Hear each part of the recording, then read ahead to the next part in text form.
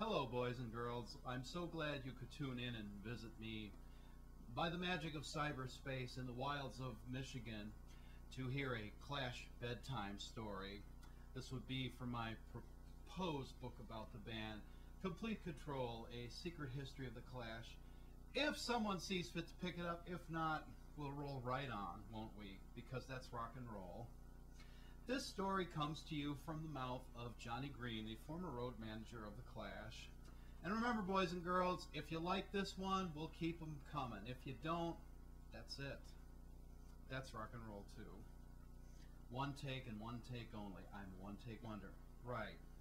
So, here we go. From the mists of time. This is from the year of 1978, and manager Bernard Rhodes seems to be a little bit tight with the money, apparently, as Johnny tells me.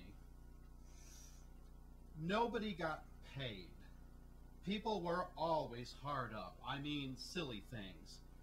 Here was a band that everybody was after, and we couldn't afford guitar strings because Bernard wouldn't let us have accounts with music stores, and he wouldn't give us any money. Or we couldn't put petrol in the car to run him home after a rehearsal. I mean, one time, early on, he used to come down on a Friday night and pay me in cash. I mean, the legend about Bernard is he can peel an orange in his pocket. And you say, "You got £5?" And he'd put his hand in his pocket, bring out one £5 note, and you know he'd got a big wad of money. So yeah, he could peel an orange without it coming out of the pocket. I'd be sitting there waiting for money, and he wouldn't have come. I'd be waiting to get something to eat or go for a drink. I rang him up finally about 4 hours later. I said, "What happened, Bernard? You said you'd bring some money." He said, "Yeah, I wanted you to learn the lesson that you have to go out and make it happen. It will never come to you. You must make it happen, and you should have come up for the money." And I said, "Thank you so very much."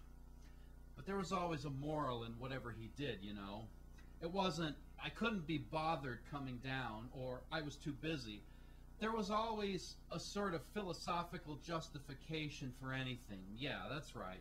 So you ring him up, say, to ask him what time Joe had to be at for an interview the next day.